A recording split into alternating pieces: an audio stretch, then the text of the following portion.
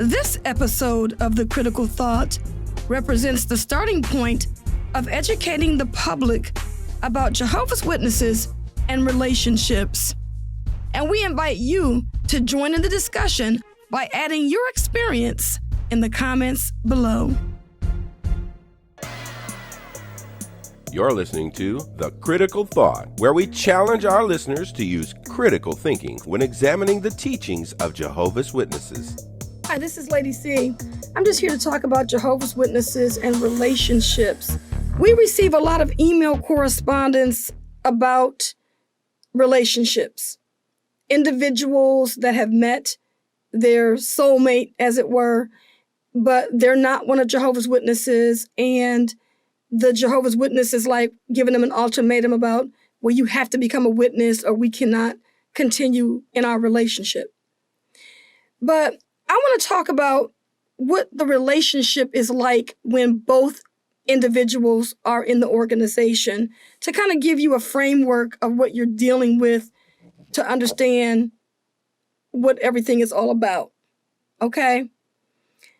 So, one of the things that I knew growing up as one of Jehovah's Witnesses is the rule about no sex before marriage.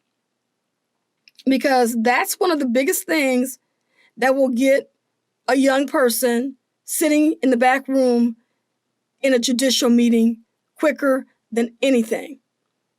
In fact, everyone knows that when a person is read off at the Kingdom Hall as being disfellowshipped, they know that that's the number one reason why the person was disfellowshipped. It was because of some kind of immorality. And so the culture of Jehovah's Witnesses is for individuals to get partnered up rather quickly. One of the things that happened with me, and it happens, I think, with a lot of witnesses, they get married real young for obvious reasons. I mean, you know, when you're 17, 18 years old and your hormones are doing whatever they do, and as a witness, that's not good. So you end up getting married real young. So I got married, I think, when I was 19 years old. Wow. Which was a serious mistake, to say the least. And it's really sad because individuals find themselves getting married very young. And I've heard of people being married as young as 16. And of course, 18 is the magical number because that's when you graduate from high school. And, you know, your life is supposed to be beginning as one of Jehovah's Witnesses. You know, now that's the only way you're going to move out of your parents' home.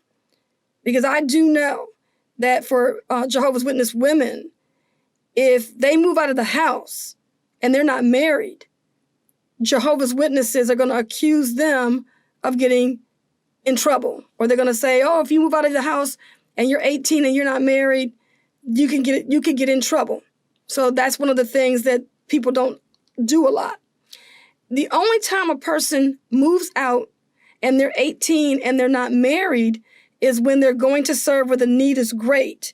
Now, what is that? All that means is you're going to work a territory where they may not have a lot of pioneers, or they need people to help them in their territory to bring more people into the religion or more people to do preaching. That's basically what it is. And I actually went to serve where the need was great. And so because we were all moving together, a bunch of single girls, no one looked at us and said, you're going to get in trouble because you're moving out of the house because, you know, you're single and you're not married. We didn't have that issue. But of course, if we were just women on our own seeking some kind of a career, then they probably would have labeled us in a different way. Okay? So for the individuals who don't plan on, you know, going off to pioneer, they kind of stay at home with their parents, you know? And then, of course, those ones that are fortunate enough to find someone that they can marry, they get married. And they're getting married at a young age. Well, you know, it becomes a problem. Because first of all, you're too young to be getting married. You don't even know who you are, let alone trying to figure out who this person that you're marrying is all about. You're just a young green person, you know? And then when you start thinking about the progression of maturity. So if you get two 18-year-olds that get married, they may have some issues. Because where this one sister told me she got married at 18, and when she got older, she grew. She was growing, but her husband wasn't growing. Because she was like, man, I'm 25 years old, but my husband is still interested in video games. So she was kind of frustrated with that, you know? So it's like, you know, how do you temper that? How do you find someone that that's going to suit you, and you're going to be interested in this person 3 years later, 4 years later, 10, 15 years later? Is the spark going to still be there in this marriage, you know, kind of thing? But not only that, but when it comes to choosing a man in the religion, and I'm talking about women, because I'm talking about it from my perspective and what I see, the things that I've experienced and all of that. So now, you're talking about the woman and what she's seeing. Now, my mom never taught me to get all into these titles. She never said, oh, you got to be married to a ministerial servant, elder, and all that kind of stuff. That didn't happen in my household. And the reason why is because my father was not one of Jehovah's Witnesses when I was growing up. So she never looked at me and said, you got to be married to a servant and elder and all that kind of stuff, because she wasn't married to an elder or a servant. Her husband wasn't even a Jehovah's Witness. But for those people who are Jehovah's Witnesses and their mothers and fathers are pushing them into the Watchtower way and pushing them to be with these people with these titles, then you have other people that are raised in this religion that are looking at these men in a different light. So a lot of women are looking at a man, is he a ministerial servant? If he's not at least a ministerial servant, she's not going to marry him. But he could be a good man. But that doesn't matter to her. All she knows is he is not getting at least 10 hours in field service a month, because that's what you got to get to be a ministerial servant. She's looking at it from an angle of, what is he doing for Watchtower? If he's doing something for Watchtower and he's at least on that bottom rung as a ministerial servant, then maybe we could work something out. Maybe we could get married. As long as I can remember, it's always been, especially for sisters, if you were interested in a brother, you need to make sure that he's a ministerial servant or make sure he's very active in field service, and those type of things became the criteria. And so you would end up with sisters who may have a brother who might be a regular pioneer, but he really wouldn't make a good husband. But he met the Watchtower's criteria of what would constitute a good husband. And so what you would find is a lot of these sisters would marry these types of individuals. And after they've been married for a couple of years, they realize we have very little in common. So outside of the organization, you will hear somebody say, what kind of job does he have? What's he doing as a career? But inside, we're like, what's he doing? Is he a ministerial servant? What's his hours? What's he getting, out in field service? How's he treating the friends and all of that? That was the culture. Then you have men. And men, when they look at women don't really have to have a whole lot of criteria for a man to marry them. For men, the woman, all she got to be is baptized. Now, if the woman is a regular pioneer, auxiliary pioneer, whatever, that could just be the icing on the cake for him. But for a man, all she has to be is baptized. I've seen it happen too many times in my congregation. Case in point, we have all these single sisters in the congregation that I was last affiliated with before we faded. We had 40 single sisters in our congregation. Many of them were regular pioneers, faithful sisters, been hanging on to the truth for years, ain't even deviated, ain't got in trouble. They're here, they're faithful, serving Jehovah.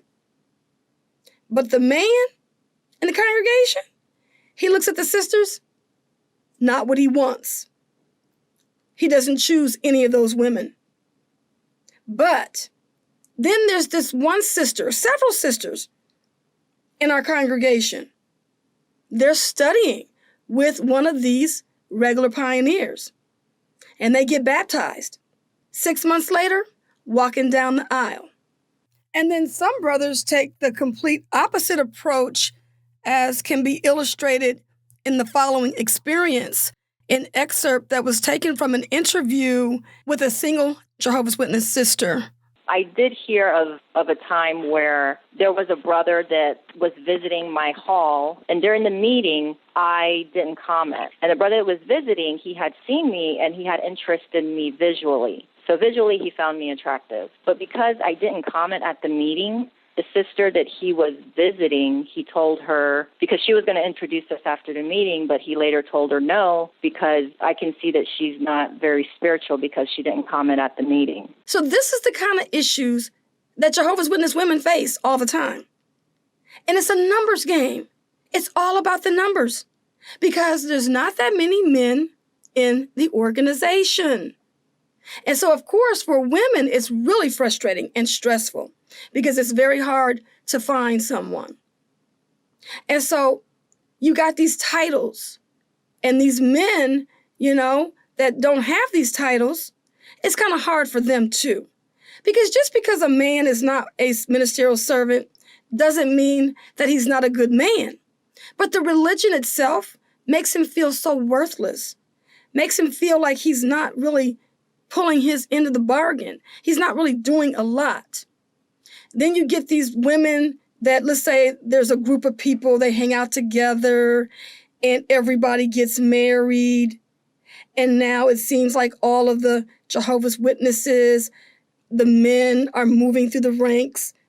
They're ministerial servants, they're elders, maybe some of them are Bethelites, whatever. They got these titles, these watchtower titles. Then you have a brother who was part of that initial group, and he's a ministerial servant, but he never gets promoted to elder. And then his wife starts to give him problems. Well, Johnny, Kenny, when are you going to be appointed an elder? They're putting the pressure on the husband, because they want to be like their friends. All the other sisters, their husbands got promoted. They're like, they're city overseers. They're the Kobe in the congregation now. And your husband is still a ministerial servant. And in some cases, you can have a brother that never got appointed a servant. My wife and I at the time were we were like the celebrity couple that everybody thought was supposed to just, advance in the organization. I know my first wife, she was a regular pioneer. And so I was expected to become a ministerial servant. So it really puts a lot of strain and stress on these relationships because it's all about the outward appearance of what it looks like. Because the woman who's married to the man who has the title, she's being given or being bestowed all of these accolades. Look at them. They're doing so well in the truth. Look at their children. They're doing so well. They're really serving Jehovah. They're doing all of these things that's good, but little to their knowledge, they may have a marriage that's on the rocks. And it's just all a sham. It's all a facade. It's all just on the surface. They look like they're the perfect couple, the perfect family, but they're not. Meanwhile, over here in this other camp, you got the man who's working hard. He's not a servant, or maybe he's just a servant or whatever. And all of a sudden, his wife is just so frustrated because she wants to be hanging out with these people in these different groups because her husband is not performing. On the other hand, you can also have a situation where Jehovah's Witness women can feel a little frustrated because where their counterparts' wives are regular pioneering, his wife is working full time. Or his wife ain't working at all and she's not pioneering because she doesn't want to pioneer. That's not who she is. That's not what she wants to do. So you have all of these issues in the relationship. And the issues in the relationship is all to do with these titles, these bogus titles that have been bestowed upon people in the congregation. The titles, circuit overseer, district overseer, pioneer, like those things were all we had. So you ain't even got to the personality glitches and the cultural differences and this person's from this area, they were raised in this particular town and they do things different over here. We ain't even got to that yet. We're just dealing with people who want their spouse to do the watchtower thing, to go up the watchtower ladder. This is what we're dealing with in the Jehovah's Witness relationship. Talk about stressful.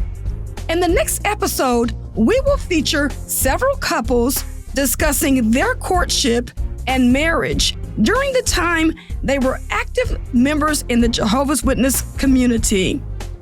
Feel free to share your experiences by adding your comments below. This has been Lady C. Thank you for being in my audience. This program was sponsored by Critical Thinkers.